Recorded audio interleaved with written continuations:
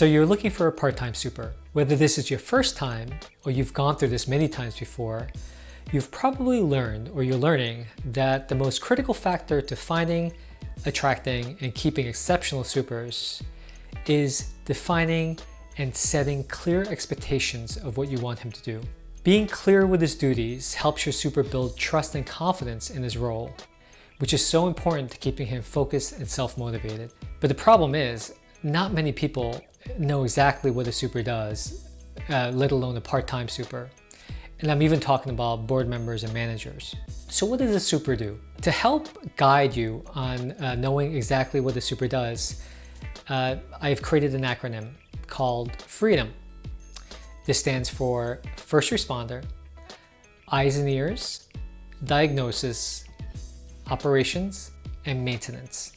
To help explain what this acronym stands for and its distinct roles, I've broken this down to 10 distinct functions. So let's start learning what a super does. Number 1, cleaning the common areas, the streets, the lobby, basement, any area that belongs to the building is under the care of the building super. Number 2, managing the garbage and recycling. We're talking about the basic health and welfare of the residents in the building that are impacted by a building that takes care of its garbage and recycling well. Not to mention that it's good for the environment. Number 3, maintenance. This can kind of be a little confusing, but it can be broken down into 3 basic subcategories. Number 1, regular or ordinary maintenance, which is replacing light bulbs, flushing the boiler, clearing roof drains. The next category is systems maintenance, which is knowing how to control the boiler and the other equipments that service the residents in the building, like hot water. Finally, there's seasonal maintenance, which is handling things like snow clearing and getting radiators prepped for the winter time. That constitutes your maintenance. Number 4, minor repairs. These are the things that need a quick fix by your building super, such as a leaky faucet or a window that's not closing correctly. Number 5, diagnosis. This is where your super can prove his weight in gold. A good super can avoid unnecessary expenses by finding and fixing a problem quickly and efficiently. Number 6, cosmetic improvements. This is the part of building maintenance that keeps your building looking fresh and pretty, like repainting the lobby. Number 7, your super usually serves as your primary eyes and ears of the building. This includes monitoring and supervising all of the maintenance events at the building, including supervising outside contractors working at the building, or watching the progress, monitoring the progress of large capital improvement projects. This also includes everyday stuff like move-ins and move-outs of residents, looking out for suspicious activity, and just making sure that the building's policies are being followed. Number 8, customer service and interfacing with residents. A good super is able to field calls, complaints, questions, suggestions from residents, and often there's issues that residents have that they need to interface with a super for, such as troubleshooting issues, maintenance issues inside their apartments, or needing help with lockouts. Number 9, emergency response. Your super is usually the first responder to any emergency at the building. Number 10, administrative support. This includes scheduling and coordinating maintenance events at the building, such as with the boiler vendor for the annual overhaul, or the sprinkler vendor for a quarterly inspection. And this also includes writing up reports and ordering supplies, distributing notices to residents in case of emergencies, and other related tasks. In a large enough building, these responsibilities are usually handled by a live-in super and a full maintenance staff. The porter handles the cleaning and managing the garbage and recycling. The handyman handles all the minor repairs and the maintenance tasks. The doorman serves as the building's eyes and ears and first line of customer service.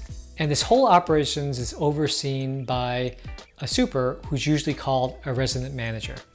In such buildings, there's usually a large enough budget and a large enough staff to handle all of these responsibilities. But for many buildings on a part-time super budget, the part-time super is not only limited by the amount of time he has to spend at the building, but he doesn't have the advantage of a full maintenance team behind him.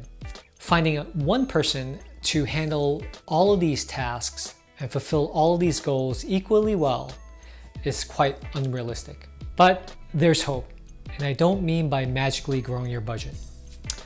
I'm going to show you 2 ways that you can get the most out of your part-time super without breaking the bank, so that most of your important super functions, if not all, are covered. First, from the list of 10 roles and responsibilities above, choose those that matter to you most. Alternatively, choose those that don't matter to you at all and cast them to the side. Is having the building clean the most important goal? How about someone to serve as your building's eyes and ears? How about someone to fulfill the minor repairs throughout the building? This will depend upon your building's unique set of circumstances. It helps to recognize early on that each of these roles and responsibilities touch upon different strengths and talents of the super, and that different supers have different combinations of these. Finding the right part-time super is by matching those strengths and set of skills to the right role and responsibility. For instance, someone who's really awesome with minor repairs or even complex repairs may not necessarily do well in customer service or dealing with complaints, and vice versa. Pushing a super to do something that he's uncomfortable with or that he's not necessarily good at will only frustrate your super and ultimately you. Choosing your priorities carefully helps your super focus on the right goals, thus conserving his time and energy and in turn your building's budget. Step 2. Now that you've set your priorities straight, you're going to look for these strengths when hiring your part-time super. Let's look back on some of the issues you faced last year. Did your boiler go out more often than necessary? Did residents constantly complain about the cleanliness of the building? What kind of attitude should he have had? Did you find yourself outsourcing simple work that you feel a normal, capable super can do? What kind of super would have been able to mitigate some of these problems that you had last year?